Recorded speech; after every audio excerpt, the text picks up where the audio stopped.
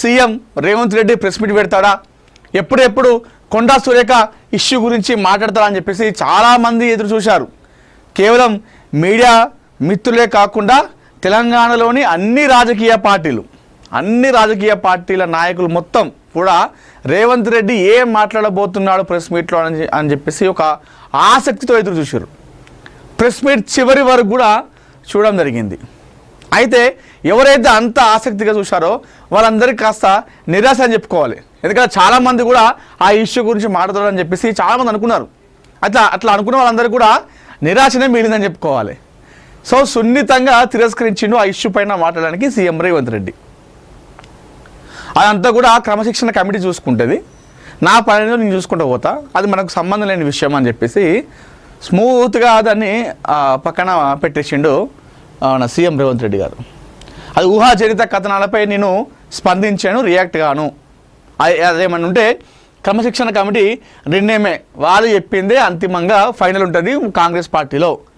So Konda Surekha ఇష్యూపై అయితే మాట్లాడడానికి నిరాకరించాడు CM Revanth Reddy. కేవలం అమెరికా పర్యటన రద్దు వెనకాల ఉన్నటువంటి కుట్ర గురించే ఆయన నిన్న ప్రెస్ మీట్లో మొత్తం అంతా కూడా మాట్లాడడం జరిగింది. యూకేకి పర్మిషన్ ఇచ్చినటువంటి కేంద్రం అమెరికాకు ఎందుకు ఇవ్వలేదు అని చెప్పేసి ఆయన తీవ్ర స్థాయిలో మండిపడడం జరిగింది. ఎక్కడ అమెరికాకి వెళ్తే అమెరికా నుండి తెలంగాణకు పెట్టుబడులు తెచ్చుకుంటేనేమో అని చెప్పేసి భయపడి బీజేపీ కేంద్ర ప్రభుత్వం నన్ను అక్కడికి వెళ్లకుండా చేసింది. ఇదంతా వెనకాల కుట్ర ఉంది. మోడీ పాకిస్తాన్ పోయి బిర్యానీ తినచ్చు, శత్రుదేశం అని చెప్పి అంటాడు. పాకిస్తాన్ పోయి మోడీ బిర్యానీ తింటే ఏం కాదు, నేను మా రాజ్యానికి ఏదో కొంచెం మేలు జరుగుతుందని చెప్పేసి నేను అమెరికా పోతే తప్ప నాకు పర్మిషన్ ఇవ్వరా అని చెప్పేసి రేవంత్ రెడ్డి తీవ్ర స్థాయిలో మోడీ పైన బీజేపీ నాయకులపైన మండిపడడం జరిగింది. ఇది కేవలం నా పైన జరిగినటువంటి అవమానం కాదు, ఇది కేవలం ఒక రేవంత్ రెడ్డికి జరిగిన అవమానం కాదు, ఇది 4 కోట్ల తెలంగాణ ప్రజానికి జరిగినటువంటి అవమానం. ఒక సీఎంను ఆపడం అంటే ఒక సీఎం కుర్చీలో కూర్చున్నటువంటి రేవంత్ రెడ్డికే కాదు ఇది జరిగేది, యావత్ తెలంగాణకే ఇది ఒక అవమానకరం అని చెప్పేసి చెప్పడం జరిగింది.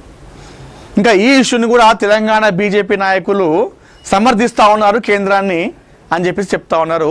ఈ విషయంలో అసలు తెలంగాణ బీజేపీ నాయకుల గురించి నేను అసలు మాట్లాడను, వాళ్ళకు ఆ స్థాయి ఆ అర్హత లేదు అని చెప్పేసి చెప్పడం జరిగింది. ఇక్కడ తెలంగాణకు అవమానం జరిగినప్పుడు మీరు తెలంగాణలో లేరా అంటే మీకు పార్టీ ముఖ్యం కానీ మా తెలంగాణ ముఖ్యం కాదా అని చెప్పేసి తెలంగాణ బీజేపీ నాయకులను కూడా కాసేపు అరుచుకున్నాడు సీఎం రేవంత్ రెడ్డి గారు. వెనకాల కుట్ర జరిగింది. గుజరాత్ సీఎంకి ఏమో పర్మిషన్ ఉంటుంది, మరి తెలంగాణ సీఎం ఏం పాపం చేసిండు, తెలంగాణ సీఎంకి ఎందుకు ఇయ్యారు పర్మిషన్ అని చెప్పేసి ఈ రకంగా ఆయన మాట్లాడడం జరిగింది నా ప్రెస్ మీట్లో మొత్తం అంతా కూడా. సో ఆయన ఆధారాలతో సహా చూపించాడు, నేను అఫీషియల్గా పర్మిషన్ తీసుకున్నా, అన్నీ తీసుకున్నా. ఎవరైతే అక్కడ అధికారిగా పనిచేస్తూ ఉన్నారో వాళ్ళ అధికారిగా అన్ఫిట్, వాళ్ళు బీజేపీ పార్టీలో చేరితే బెటర్ అని చెప్పేసి చెప్తాను. అంటే అధికారులంతా కూడా కేంద్రం చెప్పినట్టు, కేంద్ర ప్రభుత్వం చెప్తున్నట్టు నడుస్తూ ఉన్నారు. వాళ్ళు ఎట్లా అధికారులు అవుతారు? ఆ అధికారులందరూ కూడా పోయి బీజేపీలో జాయిన్ అయితే అయిపోతుంది. వాళ్ళు బీజేపీ కార్యకర్తలాగానే, బీజేపీ ఒక సభ్యత్వం ఉన్న వ్యక్తిలాగానే చేస్తూ ఉన్నారు అధికారులు అని చెప్పేసి వాళ్ళపైన సీరియస్ అయ్యాడు. అంటే తెలంగాణ అభివృద్ధిని అడ్డుకుంటుందనడానికి బీజేపీ ప్రభుత్వం, కేంద్రం అనడానికి ఇదొక ఉదాహరణగా ఆయన వివరించిండు సీఎం రేవంత్ రెడ్డి గారు. నిన్న అంత జరిగింది. కానీ లాస్ట్లో మాట్లాడతాడేమో మన ఇదంతా అయిపోయిన తర్వాత అని చెప్పేసి చాలామంది ఎదురు చూసారు. కానీ అప్పటికే ఆయన వెళ్ళిపోవడం జరిగింది. మీడియా మిత్రులు కూడా ఈ ఇష్యూ మొత్తం అయిపోయిన తర్వాత లాస్ట్లో అడుగుదా అని చెప్పేసి అనుకున్నారు. కానీ సున్నితంగా తిరస్కరించిండు సీఎం రేవంత్ రెడ్డి గారు. అది క్రమశిక్షణ కమిటీ ఏ చెప్తుందో అదే ఫైనల్. ఊహాజనిత కథనాలపై నేను స్పందించను, నాకు అవసరం లేదు అని చెప్పేసి చెప్పిండు. కొండా ఇష్యూ పైన అయితే ఆయన ఏం మాట్లాడలేదు. చాలామంది అయితే మస్తు ఎదురు చూసారు, ఏం చెప్తాడు అని చెప్పేసి ఆసక్తిగా.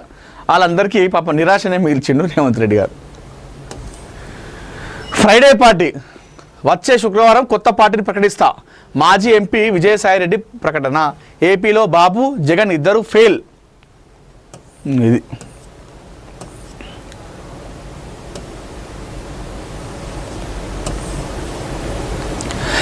తాను కొత్త పార్టీని ప్రారంభించబోతున్నట్టు మాజీ ఎంపీ విజయసాయిరెడ్డి సోమవారం మరింత స్పష్టత ఇచ్చారు.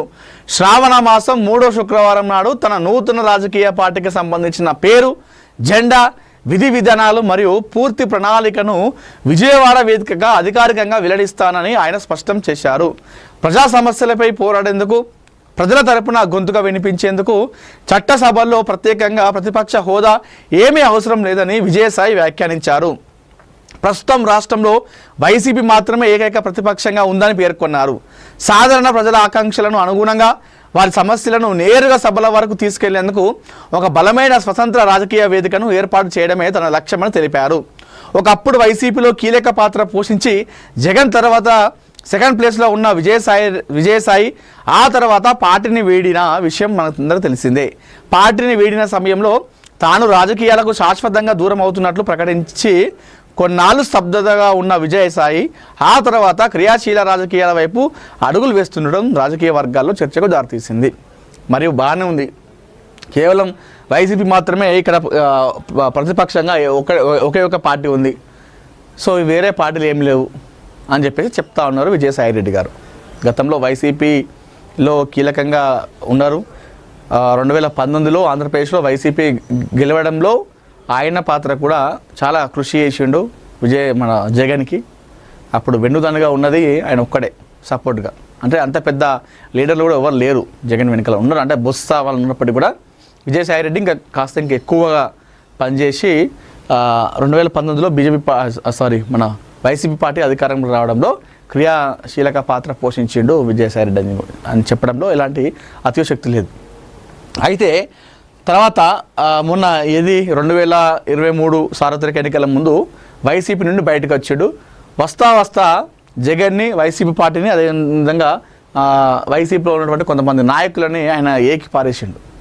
అయితే ఇప్పుడు ఆంధ్రప్రదేశ్లో బాబు జగన్ రెండు దొందే అని చెప్పేసి కొత్త పార్టీ పెట్టబోతున్నా, నేను ఫ్రైడే నాడు ప్రకటిస్తా, నా పార్టీ పేరు, పార్టీ జెండా, విధి విధానాలు మొత్తం కూడా నేను చేస్తా అని చెప్పేసి చెప్పడం జరిగింది.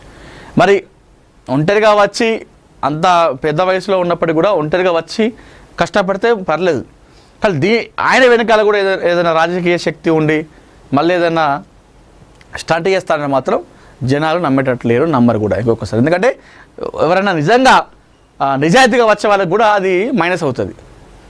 మీరు ఒంటరిగా వెళ్ళి పార్టీ పెట్టి మీ విధి విధానాలను మంచిగా ఉంటే బెటరే, ప్రజా సమస్య మీద పోరాటం చేస్తే మంచిదే. కానీ మీ పార్టీ పెట్టడం వెనకాల మళ్ళీ ఏదైనా వేరే వాళ్ళ హస్తం ఉండి చేస్తే మాత్రం తర్వాత నిజాయితీగా వచ్చే వాళ్ళను కూడా జనాలు నమ్మేటువంటి ప్రసక్తి ఉండదు. కాబట్టి కాస్త జాగ్రత్తగా ఉండాలన్నటువంటి అని చెప్తున్నాను. చెంచల్గూడ జైలుకు మాజీ మంత్రి కారుమూరి 2 వారాల రిమాండ్ విధించిన కోర్టు.